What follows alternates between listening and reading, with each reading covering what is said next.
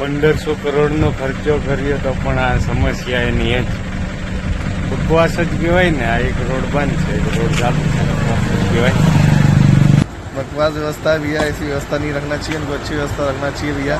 हमारे को परेशानी आ रही रात में 1 बजे, देख लो आपके सामने हम रास्ते खड्डे बुर रहे हैं, देख लो क्या बोल रहे हैं यात्रियों के यात्री क्या करना चाहिए बताइए आप। हाँ इतनी सारी तकलीफ आ रही है, खड्डे बुरने पड़ रहे हैं रास्ते के हमारे को, देख लो। प्रशासन को क्या कहना चाहेंगे? व्यवस्था करे कृपया करके ये खड्डा बुरवाया है ताकि कोई सा एक्सीडेंट नहीं हो गाड़ी का। હું અત્યારે હાલ ભવનાથમાં છું। અહીંયા ભવનાથમાં એક તરફ રોડનું ગટરનું કામ ચાલુ છે, તો બીજા રોડ ઉપર જે રોડ ચાલુ હતો ત્યાં ભૂવો પડેલ છે મોટો 3-4 ફૂટ ઊંડો, અને તંત્ર મહાનગરપાલિકા એમ કે 1500 કરોડનો વિકાસ કરેલ છે, 1500 કરોડનો વિકાસ કરેલ છે, તો આ 1500 કરોડનો વિકાસ કરેલ છે તો આ રોડ ઉપર ભૂવા શું કામે પડે છે?